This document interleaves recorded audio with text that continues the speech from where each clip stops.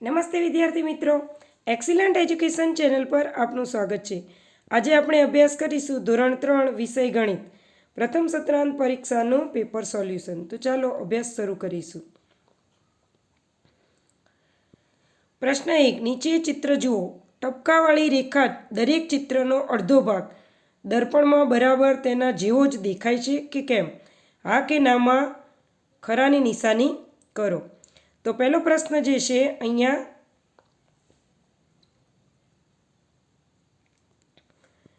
આપણે તાળું છે, તાળાને વચ્ચે કરીએ તો બંને ભાગ સમાન દેખાય છે, તેથી આવશે હા.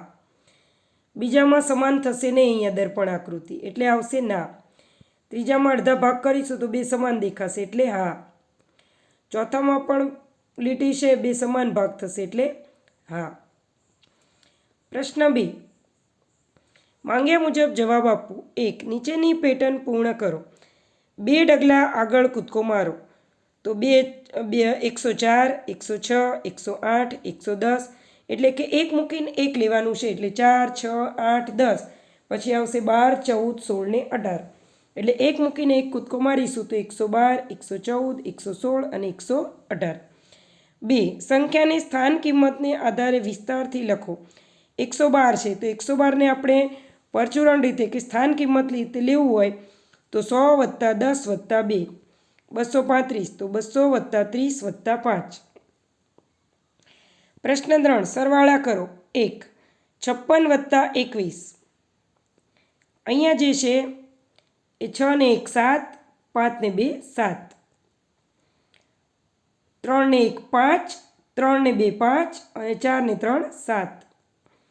ત્રીજો દાખલો 610 + 191 તો 0 + 1 1, 9 ને 1 10 ની 0 વધી 1 એટલે 6, 7 ને 8 તો આવશે 801. 4 નંબર 481 + 272 તો 2 ને 1 3, 8માં 7 ઉમેરીએ તો 7 દુ 14 ને 1 15 નો પાંચડો વધી 1, 4 ને 2 6 ને 1 7 એટલે જવાબ આવશે 753. 5. 124માં 38 ઉમેરીએ તો જવાબ આવે 162.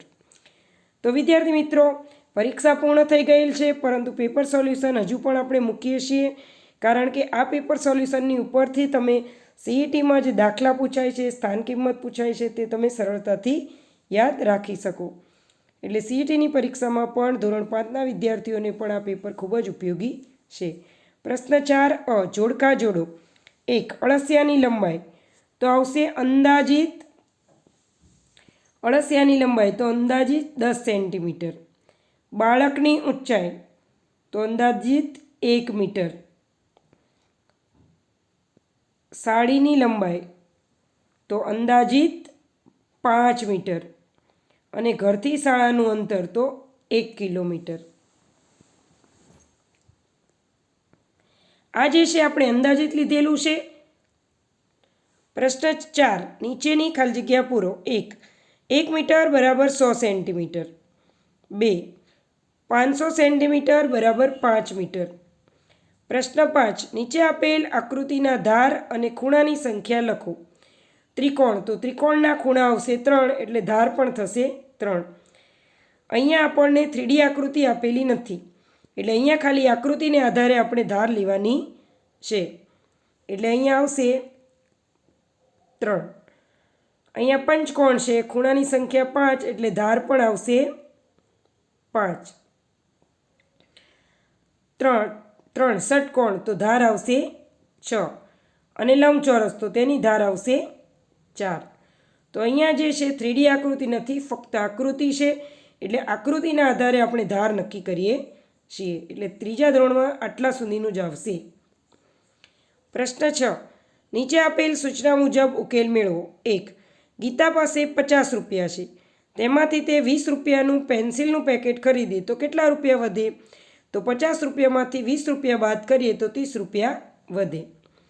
2. બાળ કાચબાની ઉંમર 10 વર્ષ તથા માતાની ઉંમર 75 વર્ષ છે, તો કાચબી કરતાં બાળ કાચબો કેટલો નાનો હશે? તો અહીંયા જે છે એ 75 વર્ષ કાચબીની ઉંમર છે અને બાળ કાચબાની ઉંમર 10 વર્ષ છે, એટલે બાળ કાચબો જે છે એ 75માંથી 10 ઓછા કાઢીએ ઓછા કરીએ તો આવશે 65, એટલે 65 વર્ષ બાળ કાચબો નાનો છે. 3. ઇન્દુની પેન્સિલ 15 સેન્ટીમીટર લાંબી છે. જ્યોતિની પેન્સિલ 8 સેન્ટીમીટર લાંબી છે. તો કોની પેન્સિલ કેટલી વધારે લાંબી છે? એના માટે આપણે 15માંથી 8 બાદ કરીશું.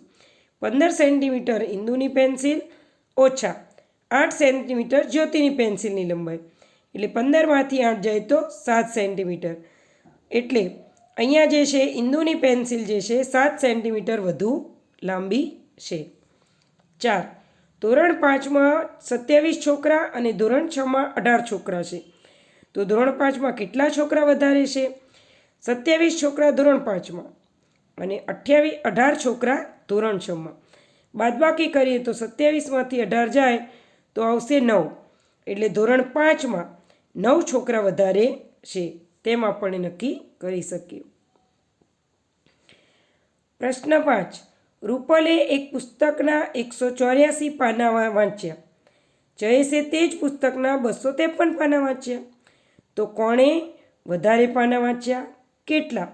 તો આપણને જોઈને જ ખબર પડી જાય કે રૂપલે 184 વાંચ્યા અને જયેશે 253 વાંચ્યા, એટલે જયેશે વધારે પુસ્તકના પાના વાંચ્યા હશે.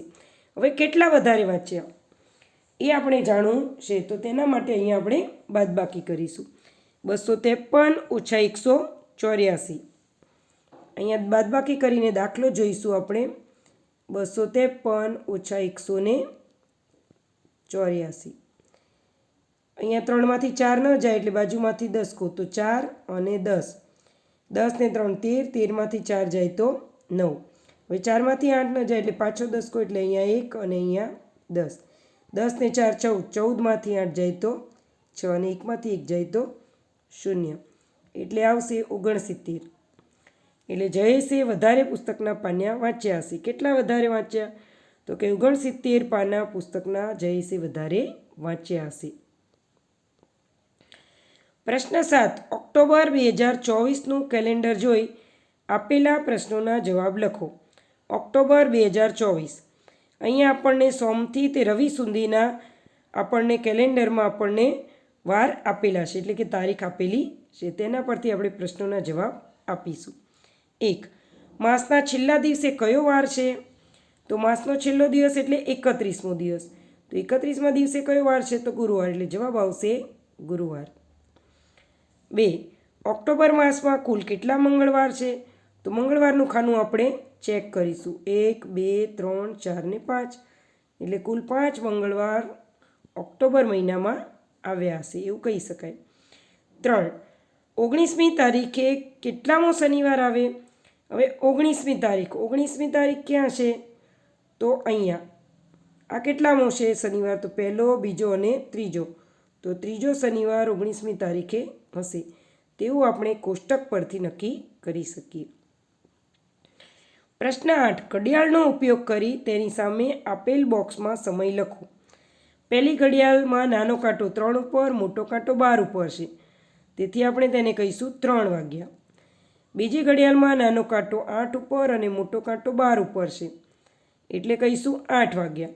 ત્રીજી ઘડિયાળમાં નાનો કાંટો 4 ઉપર અને મોટો કાંટો 12 ઉપર, એટલે કહેવાય 4 વાગ્યા. તો આ રીતે નાનો કાંટો જે કાંટા ઉપર હોય અને મોટો કાંટો જો 12 ઉપર હોય તો જેટલા નંબર ઉપર નાનો કાંટો હોય એટલા વાગ્યા કહેવાય. એટલે આના પરથી આપણે ઘડિયાળ જોતાં સરળતાથી શીખી શકીશું. તો વિદ્યાર્થી મિત્રો, આજનો અભ્યાસ પૂર્ણ થાય છે. વિડીયો પસંદ આવ્યો હોય તો વિડીયોને લાઈક કરજો, મિત્રોને શેર કરજો અને કોમેન્ટ બોક્સમાં કોમેન્ટ જરૂરથી લખજો કે તમને વિડીયો કેવો લાગ્યો. વિડીયો જોવા બદલ તમારો આભાર. Thank you.